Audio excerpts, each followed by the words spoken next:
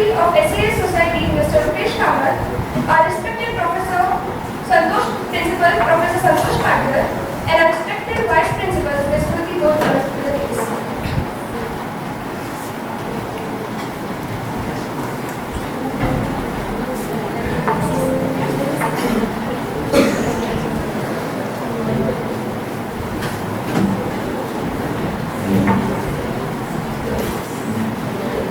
Thank you, ma'am. Today's session is dedicated to an important and relevant topic, mental health and well-being.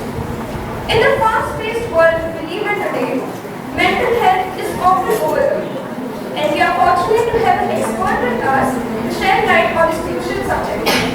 To begin this event on an auspicious note, I kindly invite our esteemed dignitaries on the stage for traditionally lighting the lamp.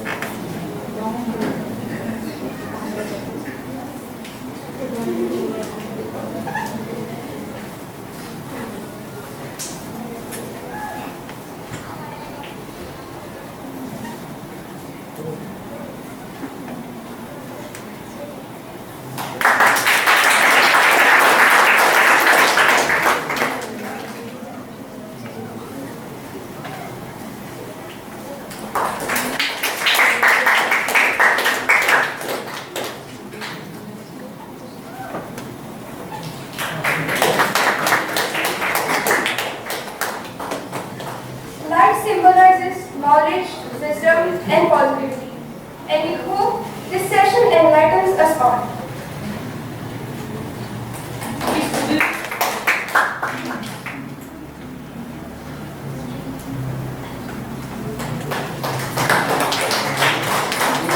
Thank you, everyone.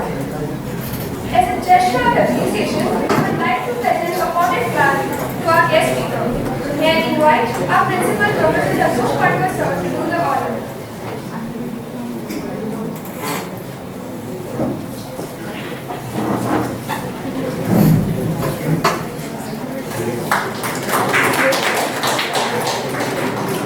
May I request Khushbu to give roses to our respected dignitaries on the place.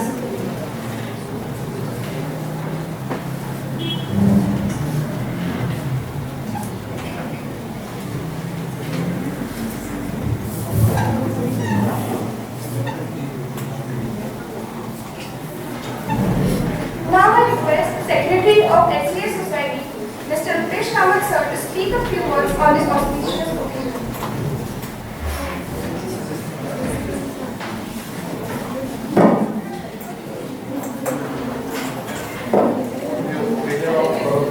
Saraswati Char, we can discuss our principal, Mr. Santosh Patil, our chief guest speaker, Mr. Anushka, our vice principal, and Smriti Ghosh, all faculty and all students. This is a new initiative that the management has decided to have annually just before the Founders Day. As you all know, 2nd March is our Founders Day. 1911, our forefathers got together and put this institution together in 1911 under Portuguese rule. And all the hardship that they faced this problem. And this happened in the school, then the higher secondary, college, and then BBA, BCA. And I think almost 114 years, 115th Foundation Day, we have reached at this stage. You all go through the normal lectures, the syllabus, but I feel today's world requires you to go more than your syllabus. You need to learn more from the outside world. And you are lucky. And our times do not have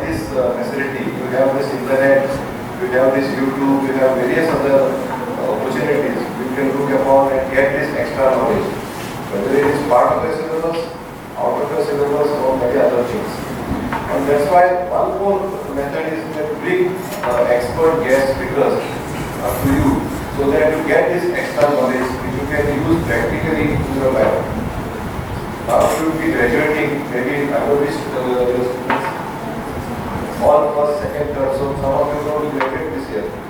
And then you are going to face the real challenge of life. So life is not, it's not going to be a very smooth process. Whether you want to go for a job or whether you want to go as an entrepreneur, you want to start your own business. It's about ups and downs. And the biggest thing, other than your knowledge, other than everything you have, the money or whatever opportunities you have, the biggest thing you require is your mental strength. And so today's topic is very important. I feel that just not because the principal or the professor has called you out to sit here and listen to this 1 hour lecture, I feel it is make the best opportunity. I am telling you with my own experience. I graduated and I have decided that I will not take up a job. I will not take up a job. I started as an entrepreneur and I just continue with 1 crop, 2 crops. Today I employ more than 75 families in my different units. So I feel that you also should look to become a job giver rather than job seeker. Because today you have that opportunity. India's economy is growing fast. Opportunity is there. It is up to you. And it is not easy. Nothing is easy. There is a lot of complication and nothing is easy at any point of time. Even I started a new business at the age of 50 now. People think of retiring after 50. But I started my biggest venture at the age of 50 now. So that challenges are there. So I feel take the challenge, and to take the challenge, this type of talks are very important in your life. You will find many of them on the YouTube and all. I think the time you get to search the internet, go for such videos of experts on different topics, learn from them. I think it will help you in your career, it will help you in your life to become successful also. So make the best opportunity today. Don't consider this just like another, you have been called here, you have to give your attendance. But I think listen to her and make use of it in your coming life. I think it will be a good having you all. So thank you very much. Have a nice time in the next 1 hour. Thank you.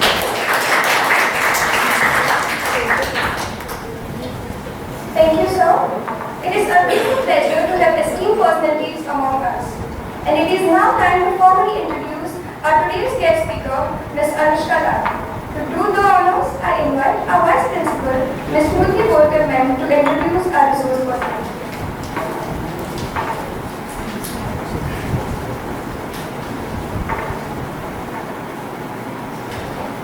Good morning, everyone. It's my privilege to welcome you all to this insightful workshop on mental health and well-being, organized as part of our Founders' Day celebrations. At our institution, we deeply value not just academic excellence, but also the holistic well-being of our students, and today's session is a step in that direction. It gives me great pleasure to introduce our esteemed guest speaker, Ms. Anushka Lal. A dedicated counselor and lecturer, Anushka ma'am brings with her a wealth of experience in providing emotional support and psychological guidance. She holds a master's degree in counseling psychology from SNDT Women's University, Mumbai, and has built a strong foundation in psychology through her studies at St. Xavier's College. With over 5 years of experience spanning academic institutions in mental health settings, she has been instrumental in psycho-education, conducting workshops and implementing personalized counseling strategies to support students and individuals navigating emotional and academic challenges. Her work reflects a deep commitment to fostering a safe and inclusive environment for all. Beyond her professional credentials, Anushka ma'am is also certified in pure affirmative counseling, rational emotive behavioral therapy, and applied Buddhist psychology. Her holistic approach extends further as a certified yoga instructor, integrating mindfulness and well-being into her counseling practices. Her ability to connect with diverse individuals through her multilingual skills further enhances the impact of her work. We are truly honored to have her with us today, and I am certain that her insights will be invaluable to each one of us. Let us extend a warm welcome to Ms. Anushka Lal.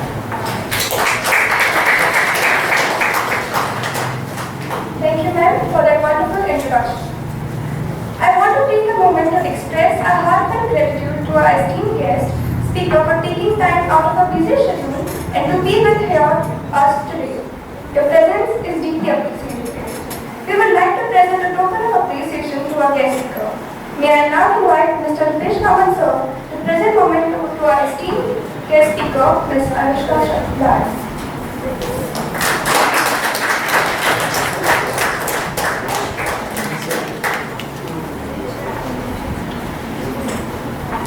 Thank you, sir. Now, we move on to the much awaited session for the day.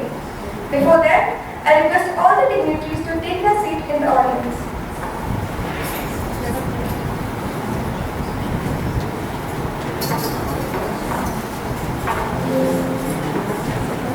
It is time to hear from our guest speaker, Ms. Anushka Lal, a distinguished counseling psychologist and lecturer, who will be enlightening us on the topic mental health and well-being.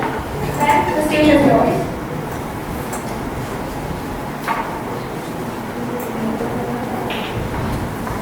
Good morning, everybody. Can you all hear me? Last. Yes.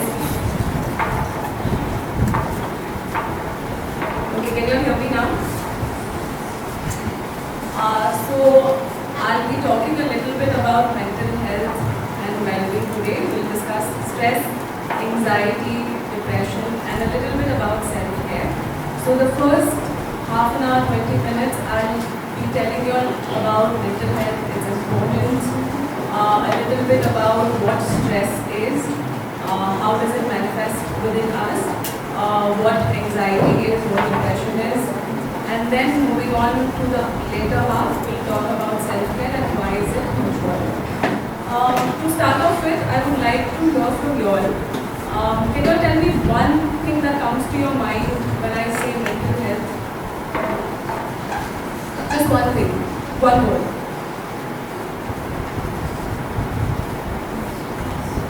Peace,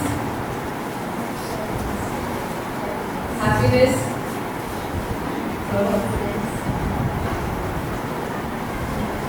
one thing that comes to your mind when I say mental health.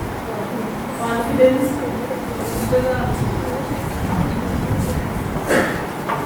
girls, mental health. I am aware that there is enough exposure that you all have about mental health. You all have gone and looked out for YouTube videos searching for how to deal with depression, how to handle breakups, how to manage anger, what is anxiety. All of this you all have been exposed to. So any one word that comes to your mind when I say mental health? One word. Healthy body. From students, give me 3 words that I will give.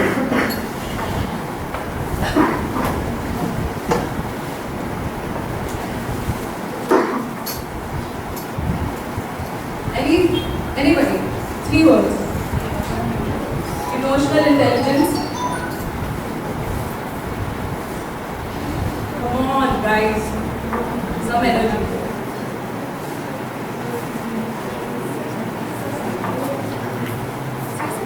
Overthinking. Anybody else? 2 more. One student has replied. One boy. Overthinking, emotional intelligence, confidence, peace, mental health. Say no.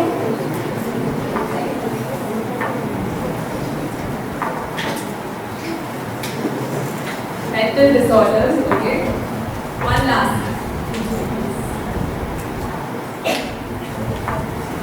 OCD, okay.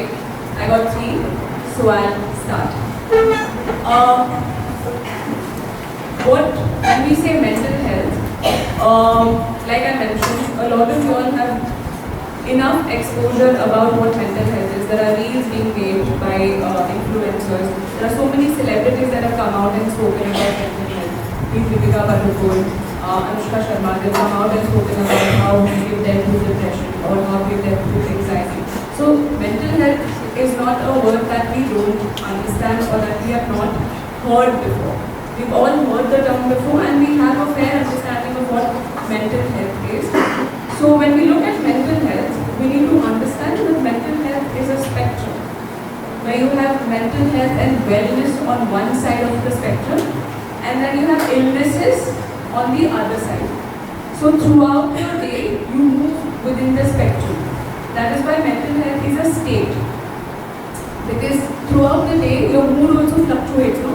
In the morning when you wake up, if you're happy and if you're cheerful, by the afternoon you're tired and you're not feeling like you want to do something. By the night you're extremely exhausted and you're like, please don't talk to me. Or sometimes you wake up fully cranky. Don't talk to me before I have my first coffee or first tea. Give me some break. So throughout the day, your mood is constantly shifting, and which is why when we talk about mental health, we refer to mental health as a state. On one end, we have mental health and wellness. On the other end of the spectrum, we have illness. When we speak about mental health, our focus is not to think that, okay, we don't have a mental illness or a disorder, so we are good. Because what we need to understand is all of these disorders, somebody said OCD, we'll be discussing anxiety, we'll be discussing depression, don't develop over one night. If something has happened and today I'm depressed. It occurs or takes place after a significant amount of time has passed when you have not actually worked on your emotions or you are not connected with how you feel. Just think about your day for a minute. A lot of us wake up, we know what we have to do, we know our routine. Every day is the same. But what happens is, a lot of the times we use coping strategies or we use coping mechanisms that are not helpful. We use distraction. So that 5 minutes or 2 minutes that we want to sit with ourselves or connect with our emotions, we are not doing that. And that is one major reason that why when you try and sleep at night, you'll have all of those thoughts coming back. The ones that you probably did not address when it needed to be addressed.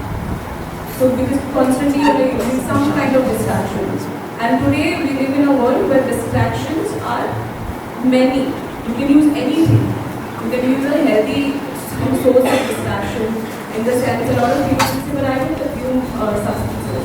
I don't drink alcohol. But at the same time, you will spend about 10 hours on Instagram, YouTube, Netflix, OTTs, all kinds, Amazon Prime. Your routine has become such, I go to the college, then I come home, and then I'm on my TV or on my phone, binge watching some series I have to finish. Next 10 hours, 12 hours, you are constantly engaging on your apps. Where is the time to connect with self? What do I need? What are my needs? What am I thinking? What am I feeling? Are these questions that we are asking ourselves? Maybe yes, maybe no. Even when we ask or we know that this is how I feel, what are we doing about it then? Are we doing enough? So this is how we neglect our needs, we neglect what we need at this point in time, and that is how over time you'll build up stress, there's anxiety that happens, then you'll feel depressed. So it doesn't happen over one night, it happens over a period of time and you neglect yourself and your mental health. That is why mental health is important. If you all feel good, you are able to contribute more in your life. You are able to be more present with your friends. You will be able to focus more in class.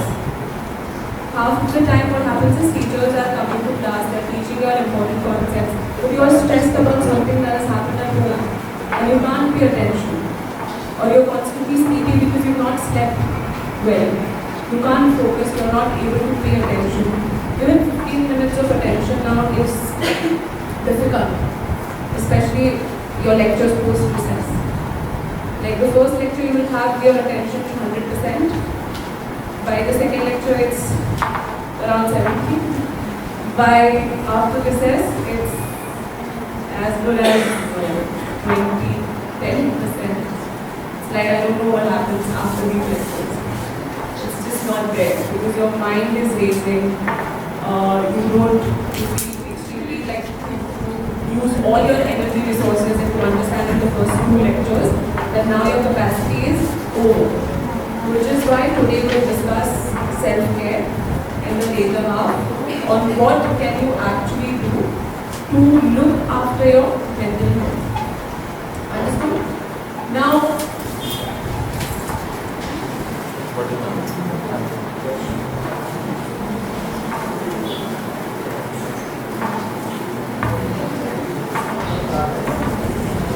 so when we talk about mental health, it refers to your emotional, psychological and social well-being.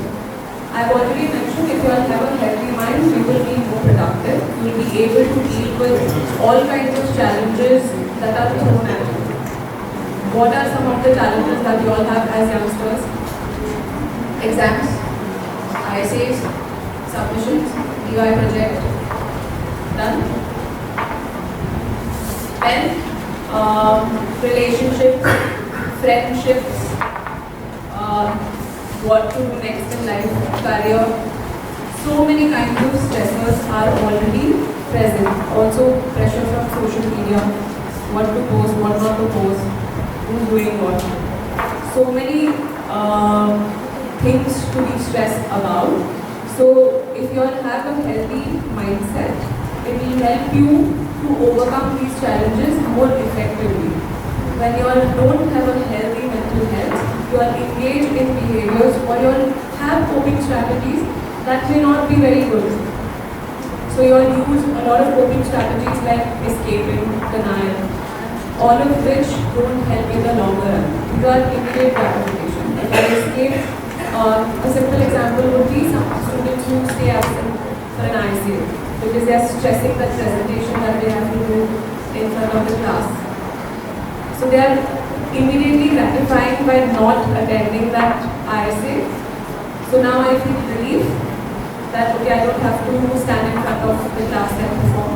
But long term, your marks, your impression in front of the teacher is all affected. So if you have a healthy, positive mindset, you will be able to deal with those challenges in a healthier way.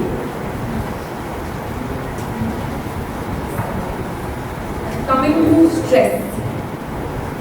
Everybody uses this word daily, at least once in a day. You almost say that I'm stressed, don't talk to me right now, or this teacher is stressing me out, or right now the speaker is stressing me out. What if she gives me the mic and I have to say something about it? So what is stress?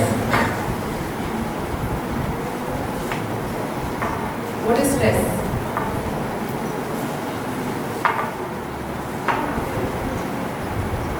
What is stress?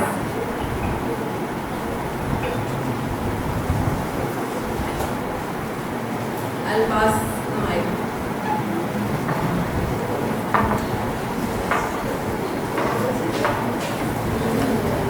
Last bench. What is stress?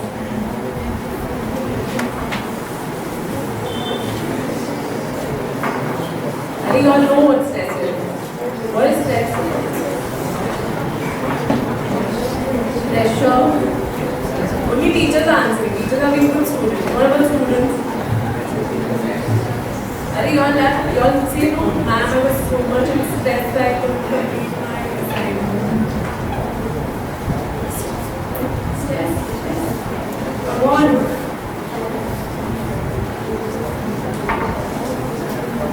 Don't discuss among yourselves. Give me one word for stress. What do you think? What are stressors? What is stress? What stresses you out? Responsibilities. Okay. Yes, you say something. Too much? Too much responsibility. Too much responsibility. Like coming to college, maintaining attendance, doing assignments, paying attention in class, also having a social life, so much. What else? Responsibilities are stressful. Okay, what are your stresses? I want to know. as young 19, 20-year-old, what are your stressors? What stresses you out daily? A simple thing I would, maybe you'll have a teacher in school that stressed you out. That one teacher, maybe a maths teacher. Some maths teacher. In my head, I only have a maths teacher that stresses me out. We all have like that one teacher that used to get very extremely stressed about, and their lectures like, okay, after this lecture is your lecture, and then what happens to you? Feeling stressed? Can you all go back to that time and think of how you all feel stressed? So I'll give you all two situations. You all tell me which situation is going to stress you out. Situation A or situation B. Clear? Listen very carefully. First situation. Now I have to come up with this thing. First situation is, now I tell you all, I'll be speaking for another 20 minutes, after which I'll ask one student to summarize the session.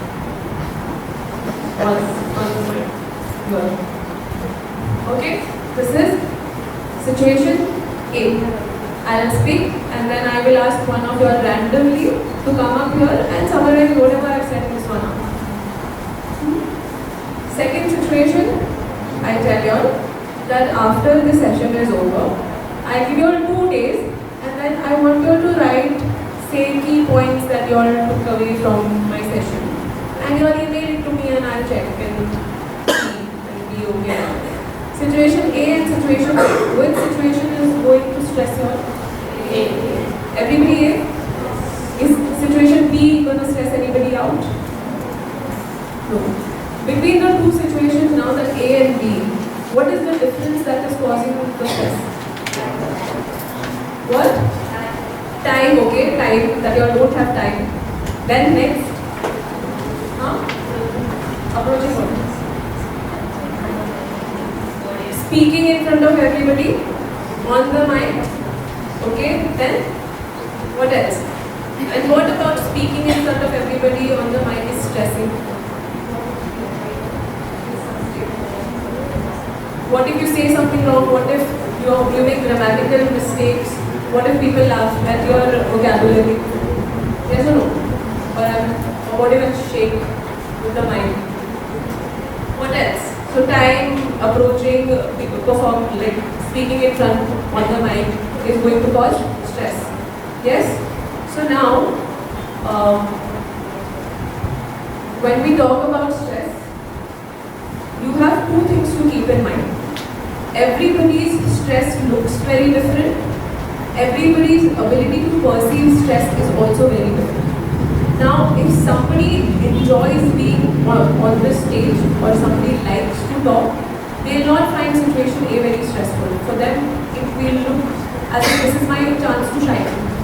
I'll pay attention to whatever ma'am says and then I'll come here and I'll speak 5 lines and tell the highlights of the session. They enjoy being in front of the crowd, they're confident.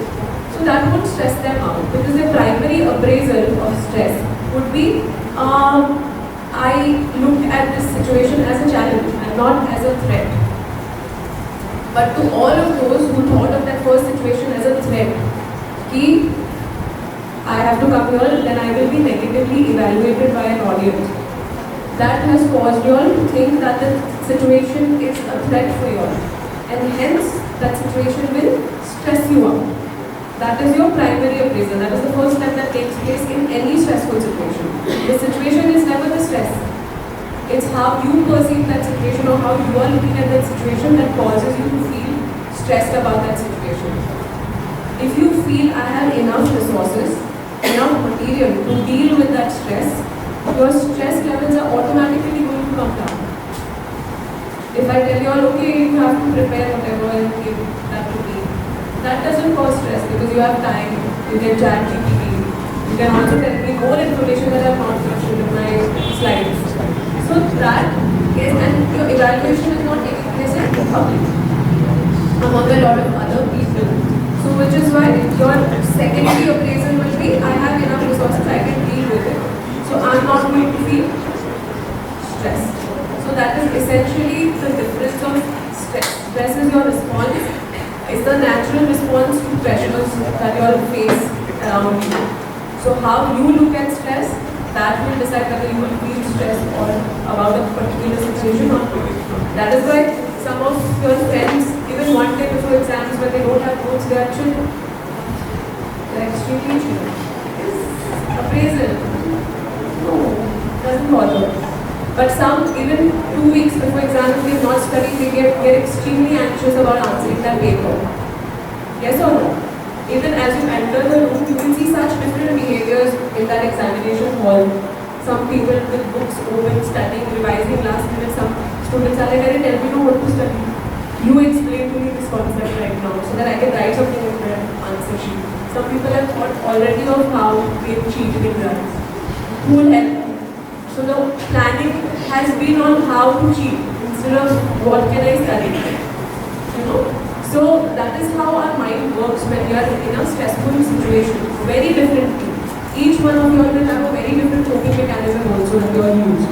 And to identify that is very important. And at this moment, because as children, you all have learned some coping mechanisms that they all are using. But as adolescents and adults, those coping mechanisms don't help all the time. So you all have to change those patterns if they are not working anymore for you. And understand at this moment with this personality that I have, what can I do to better my coping? Because what I do at 12 and 13 are not helping me anymore. Understood? Now, quickly also talking about eustress and de-stress. Eustress is positive stress. That little stress, little anxiety that you all have before exams that pushes you all to do better. That is eustress, which is needed. That is good stress, good amount of stress, where you feel you will grow, you will be productive, you look at things as a challenge. I need to do this well so that I do well in exams. All of that is eustress. But mostly what we will be discussing is distress, which negatively affects your performance. You know, students are really work hard before exams. They study very hard, make notes. But they are so stressed and anxious before their exams that they blank out when they write their papers. They have studied. It's not like they have not studied, but they blank out completely. That is also a possibility, and that can happen because of high or extremely high levels of stress and anxiety. Understood? So, moving on to anxiety. Now, stress, you all have understood more or less. Stress can also result in anxiety if not dealt with. So if I tell you all simply to hold a pen like this for 1 minute, how many of you all will think it's a very tough task? If I tell you just grab a pen and hold it in your hand for 1 minute, will it cause any stress to anybody? Yes or no? I can't hear. No. Now imagine I say take that pen and hold it for this entire session. Like my whole talk. Just your hand like this. What will happen? For 1 hour you have to hold your hand like this. Hands will pain? Hands will pain, no? That's exactly how your stress levels go up. Your minor stresses, something happened today, something happened day after tomorrow, then something else happens. Your neglect. No, it's not important. No, it's okay, I'll sleep, not stressing me that much. Neglect. I don't have time. I don't have time to talk to a counselor. I don't have time to go to speak to somebody. I don't have time to meet my friends. I don't have time to think about it. I don't want to think about it. And then eventually that small stress develops into major other issues like anxiety, depression. So one of which is anxiety.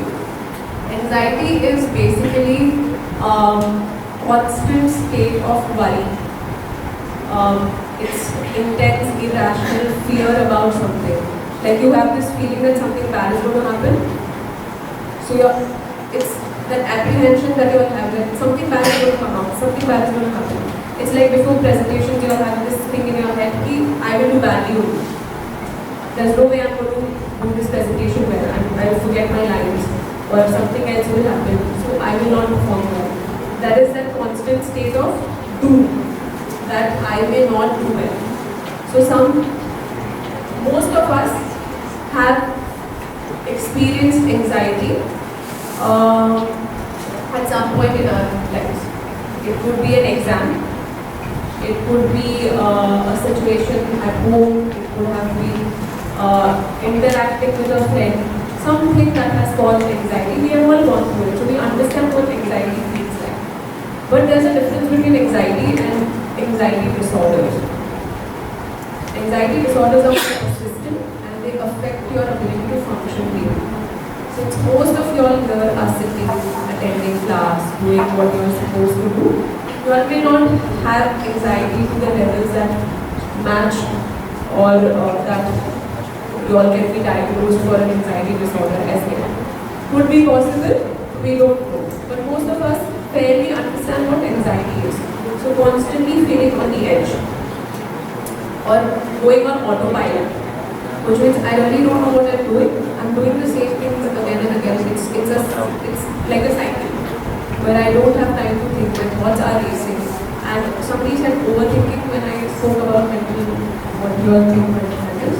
Overthinking is another symptom of anxiety. You know, you have those thoughts like a tape recorder in your head that moves constantly one thought.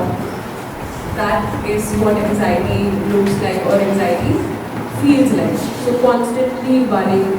And all of this stress, anxiety, depression has different kinds of symptoms. So you have physical symptoms. Physical symptoms are related to your body.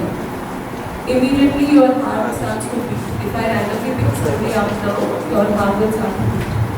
That is anxiety or stress also sometimes. If you have a lot of digestive issues, constantly feeling nauseous, constipated, diarrhea, try and think of how you are doing mentally also. How many of you all feel like your stomach gets upset during exams? It's common. Most of you all are smiling, so I get it. That's true. So a lot of you all feel, no, that, oh, I feel like I'm going to get loose motions. And that usually happens like during the day of your exams.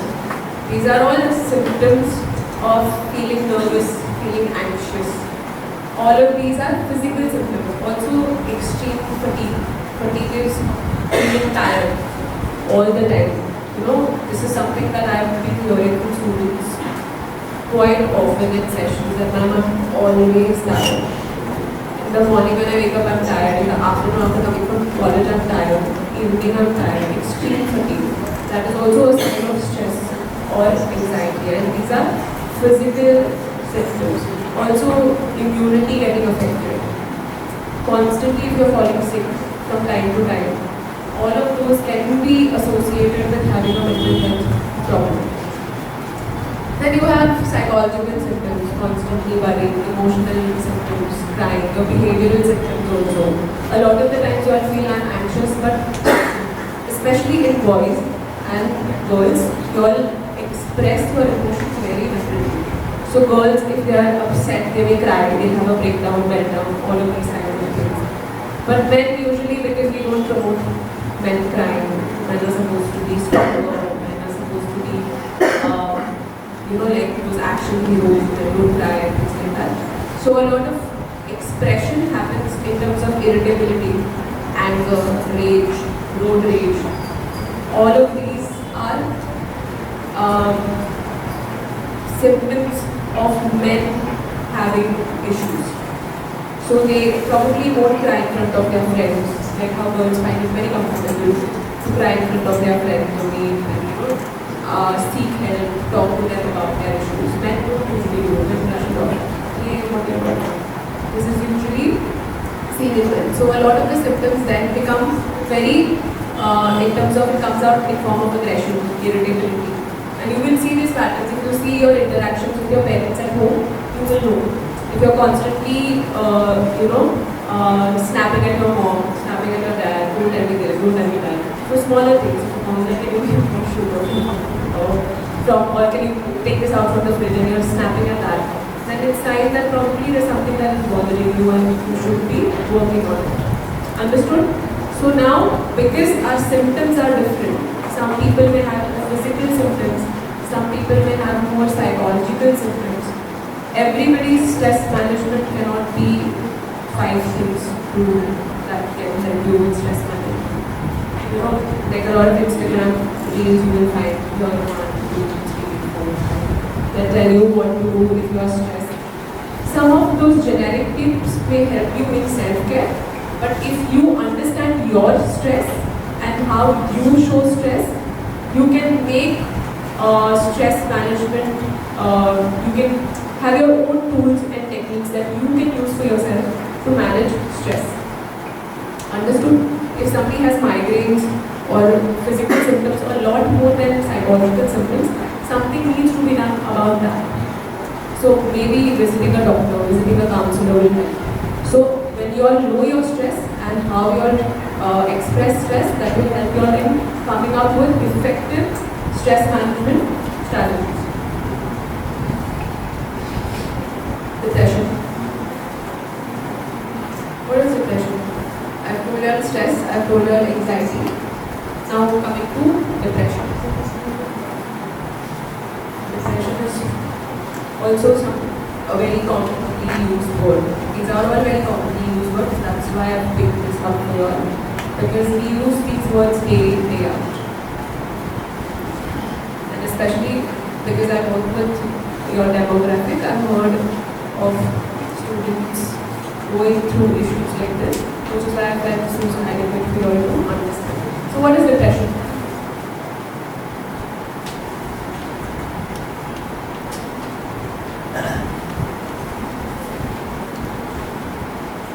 No eye contact. What is depression? You know.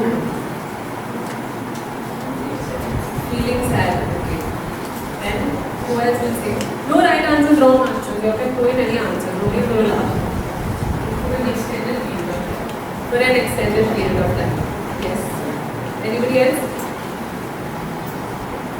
What is, you all have seen, you all movies, no? Yes or no? Movies, come on, everybody must have seen movies. What is the depiction of depression? If I ask you to open your Spotify playlist, how many Arijit Singh songs on that list? If I randomly ask you to show me your Spotify, I'm sure there's a separate playlist for sad songs. No? Is that no? Be happy. Are you good? But do you all agree with me or no? Yes. So you all agree with me. And it's very important to understand this also. So it tells something about our personality. It's not just that we are inclined to listening to sad songs. It's not like today I wake up and listen to 5 sad songs. That's my goal. No. There is an inclination for why we are listening to this kind of songs. Something about the lyrics, something about the music, something that we relate to about that song, singer, what the emotion is of that song. Yes or no? And what is the time also that you all listen to these songs? When? During the day or night? Night.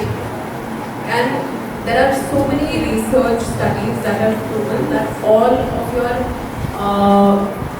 your vulnerable emotions are felt especially at night, because throughout the day you have so much to do and so many distractions that you won't actually think, but those 10 minutes before you go to sleep, everything starts to come up in your head, your personal insecurities, other issues, friendship issues, everything that bothers you that you've been subconsciously trying to avoid, consciously trying to avoid and push into your subconscious, all of those come to surface at night. That is why then we try to listen to music to go to sleep, or we use another thing that is reading a book before going to bed, so that you can fall asleep. That is also using another distractive method to deal with emotions. So now when we talk about depression, understand that depression goes beyond just sadness. If you are feeling down for a few days, that's okay. But if it is persistent over a period of time, or it is for a longer duration, that may mean that you probably need to seek help. So when we talk about depression, some symptoms would be constantly having low moods, not having the energy to do things that you all want to do, not feeling excited about the things that you used to be excited about. Say you are into sports, you are a dancer, you have some skill that you really enjoy. When you experience depression, you may not feel very enthusiastic about doing the same things that you used to do before. Apart from that, appetite gets affected. You either eat too much or you don't feel like eating at all. So when we also look at our bodies, our mind, we need to understand that this is whole conversation mental health, physical health, physical health. Try to look at health as in a holistic way. Your body affects your mind and your mind affects your body. There is a link between both. The things that you do for your mental health automatically helps your physical well-being. The things that you will do for your physical health, like diet, sleep, exercise, will automatically affect how you feel mentally. There's a link between the both. That is why when we are talking about symptom coach, I'm telling you about physical symptoms, about psychological symptoms, because there's a connection. Understood what depression is? Understood? Okay. So, we've discussed about all kinds of problems that can occur if we don't look after ourselves. What we also need to know is what to do so that we don't have to deal with such issues. Because constant neglect of our mental health can lead you to stress, anxiety, depression, whatever we've discussed in the previous part.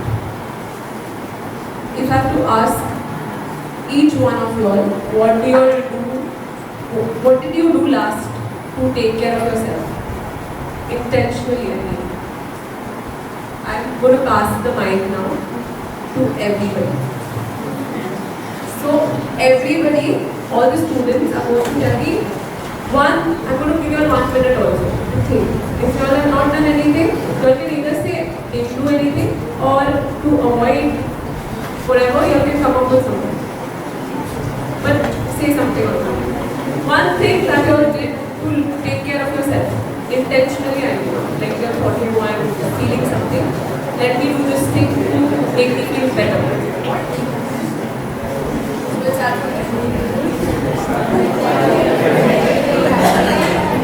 सगळ्यांनी stress आहे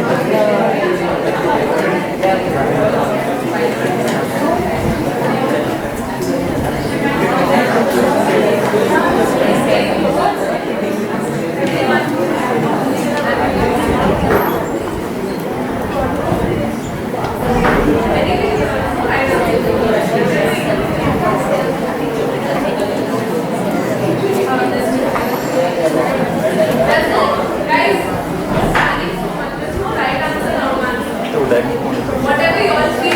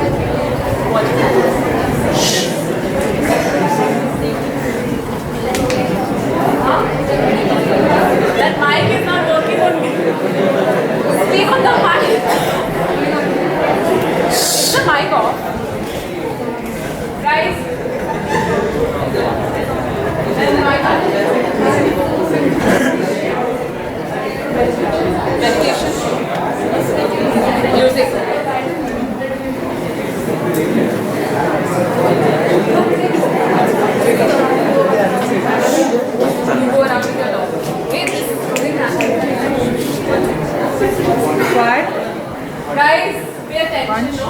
Others are also saying. Then we'll have a nice discussion of what is self-care. Go on a ride or going somewhere. Somewhere where? Nature. Nature. Vibes. Cycling. Reels. Reels. Doing dance. Listening music. Playing with pets. Beach.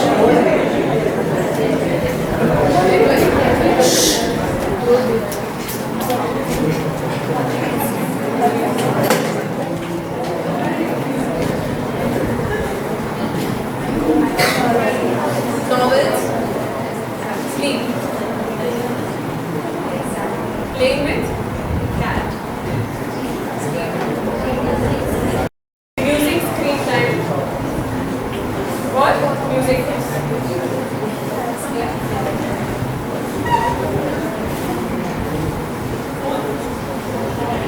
Walking. Sleep. Sketching.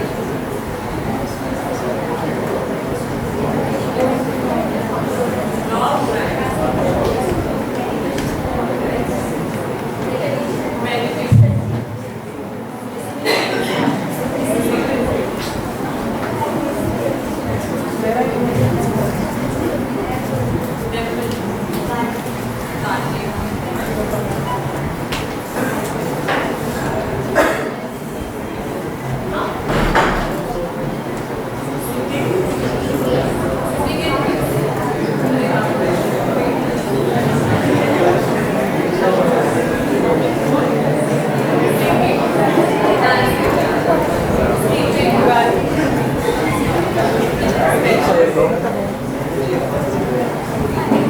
Okay, so I got it.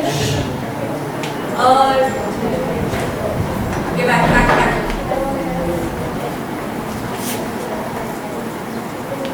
So I've gotten an idea of basically what all of you are doing. See, when I talk on the mic, it's loud.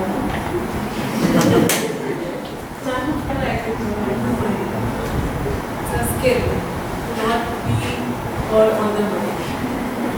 But so now that I've spoken to each one of you and you all have told me, so my extremely intelligent mind has kind of done a pie chart inside. What I found majorly among the boys is that they work out, and none of the girls have mentioned anything about working out, as in exercise. Walking is not, I wouldn't call walking exercise. Walking is, it's good. It's a form of self-care routine. But when I say workout, I need a little more than walking. So that is one difference that I found among the boys and the girls. That boys tend to work out more. If you see, most of them mention they go to the gym. Do some type of workout. Somebody said playing instruments, somebody said singing, listening to music, dancing. Meditation was something that came up. A few things that also came up were watching movies, scrolling through reels, sleeping. When I say sleeping, you mean sleeping extra? Or you mean sleeping well, like sleeping on time, maintaining a good sleep hygiene? I'm confused. It's not clear to me. So, firstly, what is self-care? See, self-care has to be intentional. Intentional actions or practices that you all do to look after your mental health. It's about creating a lifestyle that prioritizes your mental health. Because sleeping, we all sleep at night. That is given. Most of us have to sleep. But what is important is it a restful sleep that you're getting? And also, do you have a sleep hygiene in place? Sleeping could be lying in bed and scrolling through TV also. So, to be more clear, self-care has to be intentional. It is not only about relaxation, rejuvenation, feeling recharged. It's also about making it a part of your lifestyle. It's not that today I'm feeling stressed, today I will do self-care. That isn't self-care, that's not the idea. The idea of self-care is that you have a lifestyle where self-care is already involved. Not when you feel stressed or anxious. That is damage control. Today I'm anxious, let me do something to take care of myself. That is managing later. Self-care is important to prevent these kind of issues from erupting. And it's not like if you're doing self-care, you will not have mental health problems. That's not what I'm saying. But I'm saying it's important so that when those kind of problems arises, you all are in position of dealing with it and not crashing. Understood? So first, what self-care is, I'll make you understand. What is not self-care is also important. Somebody has thinking that I is here. I'm saying I am practicing self-care. No assignments have been done, no procrastination at its peak. The work that he's supposed to do is not done, deadlines are not being met. That is not self-care. That is avoiding responsibilities, that is escaping. So that is not a healthy way of looking at self-care. And it's important because today, if you go on Instagram, every influencer has a YouTube, what is that called? No, that's a channel that everybody has. Those things that they post, no, self-care Monday, and they are doing this for my self-care. Vlogs. They put, no, this I'm doing for my self-care. And in the video, when you watch the video, the idea of self-care has become buying clothes on sale is self-care. 15-step Korean routine is self-care. These are all ideas that are being promoted as self-care. But not all are wrong. But there is also a limit which probably I'll talk about. Then also binge watching for 12 hours. Somebody said watching a movie. Watching a movie is good. Like if you're watching a movie, you love watching movies, you enjoy content-driven films, or you enjoy entertainment, that is a good thing. But what is not self-care is coming home, straight 12 hours, 6 hours, you're on Netflix, or some kind of OTT platforms, you have chips next to you, you binge eating, and that's the only medium that you are engaging with. That is not self-care. That is more like I'm isolating myself and I'm disconnecting from what I am feeling. Because you're constantly stimulating your mind. I need some kind of stimulation right now to avoid what I'm feeling. So let me watch a funny movie. Let me watch a stand-up comedy session. How many of you all are Zapping fans? You all don't watch comedy. Don't watch movies. That is what watch memes, share reels. All of these are now become self-care, which actually are not self-care. Scrolling through reels is not self-care. On your bed. That's a little bit like doom scrolling it's called, where you passively scroll. Keep scrolling. It's become a habit, it's become such a habit that when you don't even have a notification, you go to your phone and you see what is there.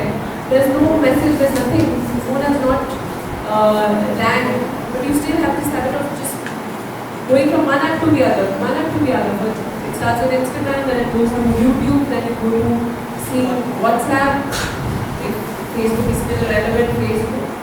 So, all of these habits are because of constant need for stimulation and the next dopamine hit that we need to feel good. Posting that one picture, going and checking again how many have seen that story or seen my picture, how many of them have liked it, what is happening, commenting is happening, not happening. All of these are now called, they've put into the bracket of self-care. This is actually not self-care, it's another method of distraction. when we talk about, I've already spoken, when we see or talk about coping strategies, the very obvious ones are treated as very bad and negative, like drinking, smoking. But nobody talks about internet addiction, scrolling throughout, watching movies so much, and all of these have begun during the pandemic. When we were exposed and we had nothing to do at home, a lot of us started having all of these apps that we have downloaded. So all of this is actually not self-care. Somebody mentioned skincare. Skincare is self-care to some extent.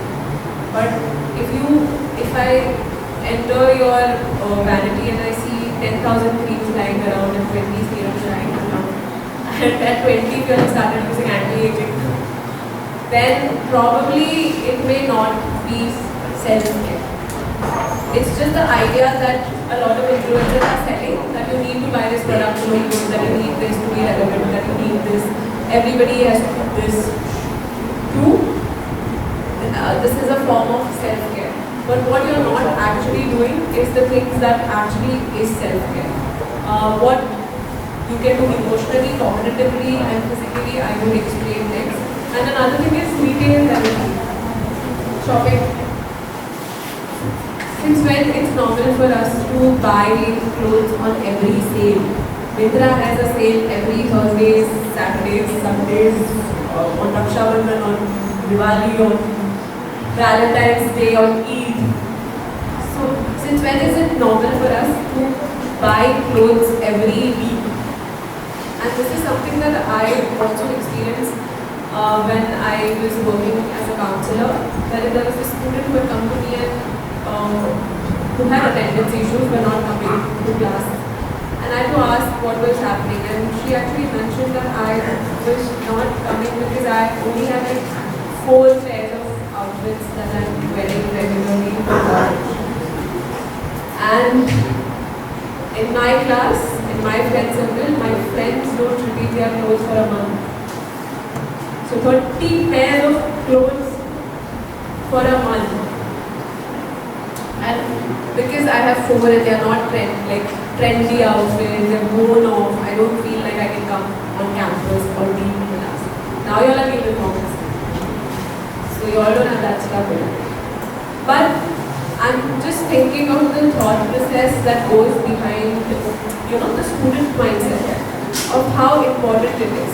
For me, it may seem irrelevant, but that way it was very much a problem. Because normalizing shopping, normalizing buying clothes, I bought this from yesterday, this has come, it's a cycle. I don't feel good. And also another thing is, observe, you all will add to cart at night. A lot of y'all will go to Myntra or what are the other apps? Amazon, Nykaa, and these are the most prominent ones. Flipkart.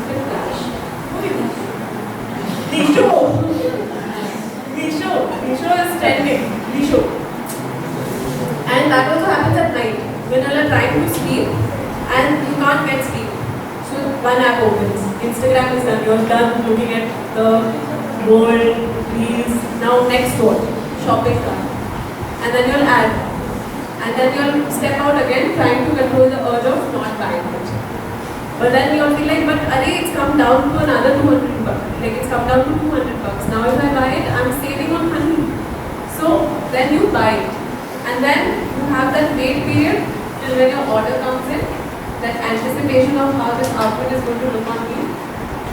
Then you wait for that. When your parcel arrives, you wear that outfit, you feel good, cycle is over. Then next shopping cycle begins. That's exactly what happens here. That is why retail therapy, shopping, these are not self-care. This is all ideas that are sold to us and told that this is self-care or this is how we should look after ourselves and this is what it means to have me time. What you actually need to do when you talk about self-care is divide your self-care into 3 parts. Simply emotional, you can do cognitive.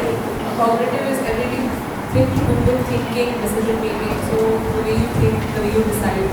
And physical, your body.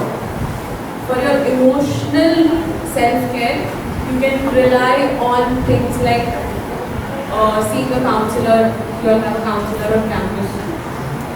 It doesn't mean only when you'll have issues or major life crisis that you'll go and seek counseling.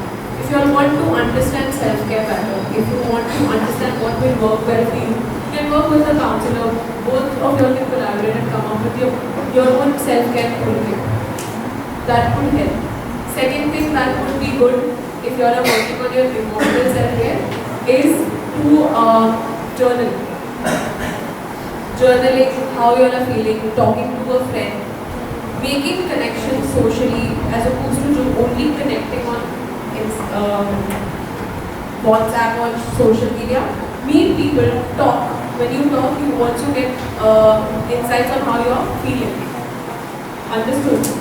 Next, for cognitive self-care, focus on learning new skills.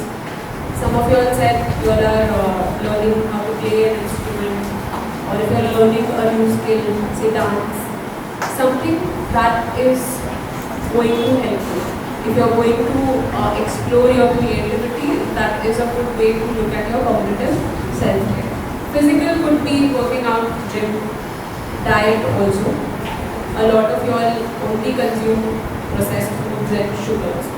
And that is a major cause for why you all don't have energy by the afternoon, your batteries go low.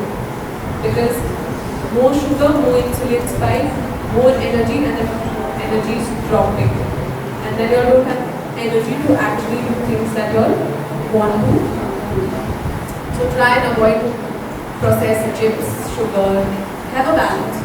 Every day you can't survive on pasta and samosa and burger. You need to have some nutritional intake also, so food is very important. Do some form of workout, any form. If yoga is your thing, do yoga. If gym seems better for you, gym. If you want Zumba, try Zumba. There's so many avenues for working on your mind-body connection. So that would come under physical self-care. Now, few things that I would like to highlight. Some of you have mentioned meditation also. Meditation is not something that I hope, assuming all of you are do, or all of you might be able to do. There's also a very wrong understanding of what meditation looks like. It's like sitting doing something and chanting something. That's not needed. Meditation could simply mean that you all are sitting in a place where you all don't have distractions and focusing on breath work. So you all can use the 4-7-8 method of breathing. That is, inhale for 4 counts, hold your breath for 7, and exhale for 8. Now, since you all are not used to practicing meditation, even if you try right now, you all will be able to breathe in 4 counts and hold 7 counts, but you all won't be able to exhale for 8 counts. You all will exhale in 4 or 5, you all will finish your breath. So to develop your lung capacity or your breathing capacity, you can start with lower numbers. So if you're inhaling for 3 counts, you can hold for 5, exhale for another 5. So that is going to eventually help you. And especially at times when you all feel extremely anxious, just before your exams, when your teachers are about to give you your question paper. That is the time when you all feel extreme anxiety. You all can do that to ground yourself in the moment. Another thing that you all can do is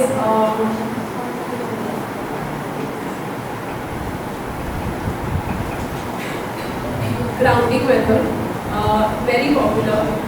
5, 4, 3, 2, 1. 5 things that you can see, 4 things that you can touch, 3 things that you can hear, 2 things that you can smell, and 1 thing that you can taste. Using all your senses, basically. And it helps, especially with anxious people, because in that moment, your thoughts are racing.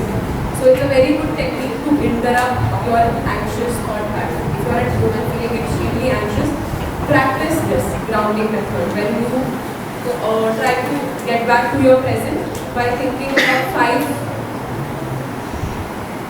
things that you can see in the room and focus on those things and name those things.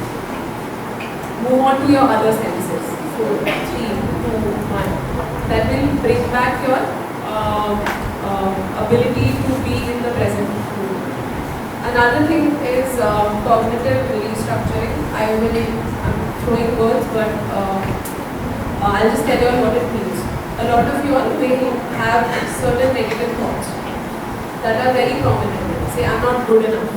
I'm not good at this. I'm not good at that. So if there is a constant negative thought that happens here, try to challenge that thought and try to give evidences against it. How many times has this actually happened that I'm saying I'm bad at this? And you will realize you've not even tried most of the times. So, and first you identify one negative belief that you have about yourself, move to challenging that negative belief, and then come up with a replaced version of it. So if you're used to saying I'm not good enough, I'm not good enough, give evidences. When was the last time I had a failure? What exactly happened? Did I study? Did I not study? Did I have the time to study? What was the circumstances back then? Come up with a replaced belief saying, okay, I may not be good at this, but I can definitely pass by doing a little bit of hard work.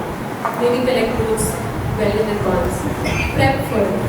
And the more you use your replaced belief, the more you feel better about your own self. These are smaller things that you have to incorporate daily. It won't happen in one go.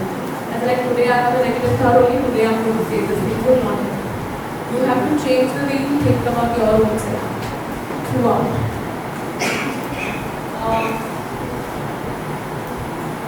When it comes to having a depressive episode or dealing with depression, first things to do is go to your counselor and talk about it to figure out what is actually happening, because when it's depression, it's because also of a lot of issues. Sometimes there is a neurochemical imbalance that takes place for those who need antidepressants to kind of stabilize your mood. So, in that case, you will need medication, you will need a counselor, you will need proper therapy, you will need support from your environment.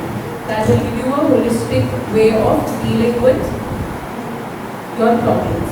So the best way, if you feel that you're showing some of the symptoms that I've mentioned today, would be to talk to your counselor and get more clarity about it. And then figure out what is your next step.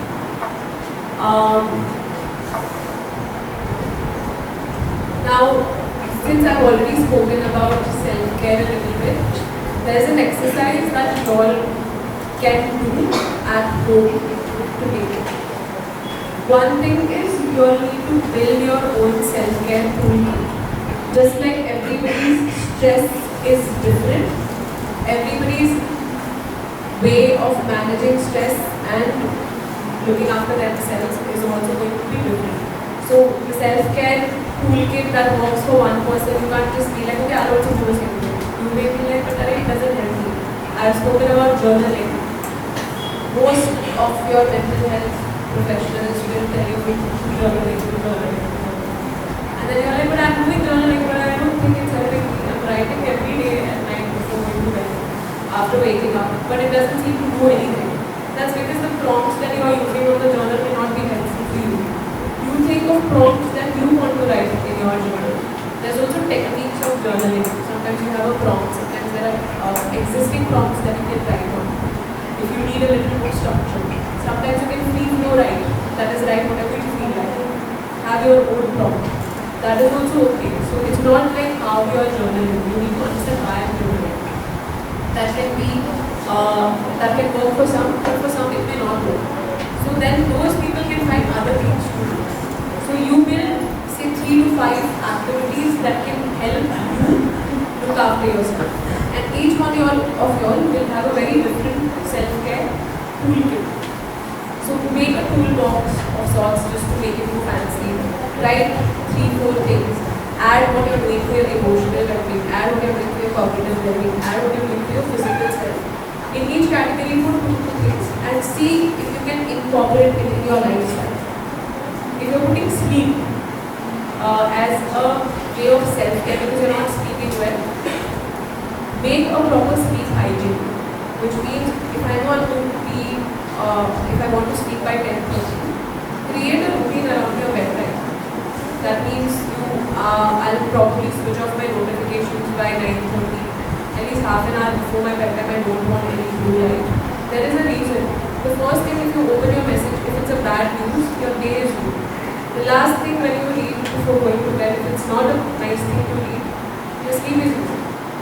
So the best way is at least half an hour, 40 minutes before your bedtime, avoid screen time, avoid blue light. Avoid reading a novel also. Any activity that is engaging, you should be avoiding at that time. That gives you stimulation. If you like reading and if you feel like you'll be interested in the next page, you need to avoid that. That's not a good time to read before your bedtime. So try and do things that tells your mind that it's time to shut down and rest. So that is a good way of building your sleep. So that is what I mean by developing a toolkit for yourself. So don't just at sleep, right? How you want to do it. Or I'll have a proper morning routine. I don't just want to wake up, get dressed, fast and leave and become, restless to college. Spend say half an hour, okay, I'll wake up a little early so I have, I can dress peacefully, think about my day, and then proceed to go on with what I want to do. All of those things are possible. Understood? Skincare ways you can, if you want to, even men, I think men should try. None of them told me that they use skincare. So you all can try skincare as means of looking after yourself. But make sure they don't have like 50 steps. Apart from that,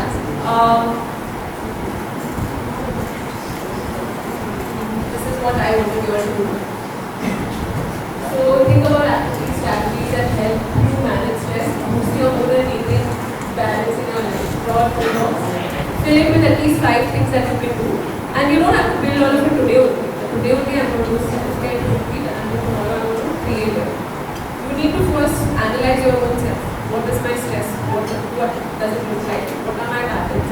And then come up with your routine. It can take a week, it can take a month. And then slowly incorporate 2 at a time, 3 at a time. And then you can take a steady lifestyle change. And the last slide. Yes, for me also. One is online resources. Just to share that multiple online websites are available with all kinds of help. You have therapies, you have Rocket Health, you must have seen on Instagram, that are online platforms that look after mental health. They have worksheets, they have enough material that you can use to take care of your mental health. Support groups, there are support groups for depression, anxiety. Circles are there. You can, you all are all well versed with using search engines. Just search and look out for people that are around you, and you will get the help that you need. Ask for help if you need it. And obviously, on campus you have a counselor. Around your vicinity also you will have counselors. If you don't want to approach your college counselor, you can ask them. But seek help and try and visit a counselor if you feel like you need it. But if you feel you want to talk it out, and even if you are not sure if you need it or you don't need it, just go and talk it out. You will understand what is the benefit. If you are at 19 or 20, I'm hoping at least once or twice you all have had a visit. Everybody here has visited a dentist at least once in their lifetime. Yes or no? Definitely. Anybody that has not visited? With a great set of teeth. Everybody has, no? And if you, in your 20 years, have not seen a counselor in months, so you can know the ratio of how much neglect is happening here. Because it's not possible that you all have not felt low 20 years, 21 years, 19 years of your life. So it's a good way to seek help. Visit your have somebody on campus. Go take appointments, talk. That's it for what I have to say today. Thank you for paying attention and listening.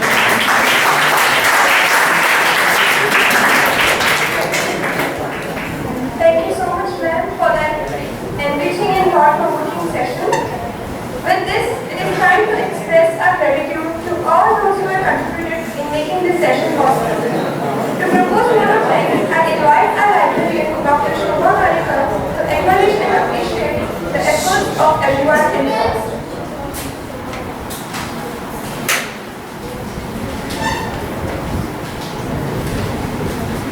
Good afternoon. As we draw this enlightening lecture series to a close on the occasion of our Foundation Day, I feel honored to express our heartfelt gratitude to everyone who made this event a resounding success. First and foremost, I extend our deepest thanks to our distinguished speakers. On the first day speaker was Mr. Rahul Naik on entrepreneurship. Second, it was Mr. Varun Sylvester for environment and sustainability, and today's speaker Ms. Anushka Nath on mental well-being. Their expert insights and engaging discussions have not only enlightened us but have also ignited a spark of curiosity and learning in every one of us. Your contributions have truly elevated the spirit of this celebration. I would like to thank our organizing team and support staff that their dedication and work behind the scenes have been instrumental in ensuring that every detail was attended to with utmost care and precision. Without their commitment, this event would not have been possible.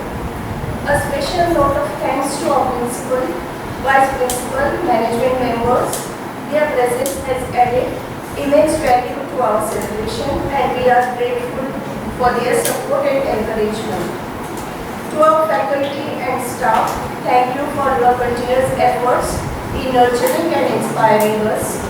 Thank you all to our students and participants. Your enthusiasm, curiosity and engagement throughout this series have truly made this event a vibrant exchange of ideas. As we celebrate the legacy of the institution on the Foundation Day, let us carry forward the spirit of learning and collaboration that has been so beautifully showcased today. Thank you one and all for being a part of this memorable event. May we continue to grow, learn and excel together. Thank you. Have a good day.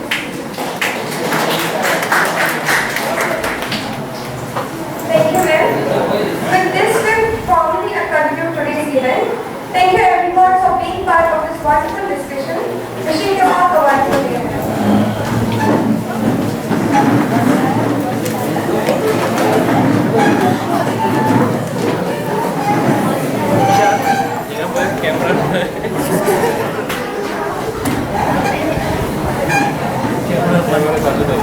Cover.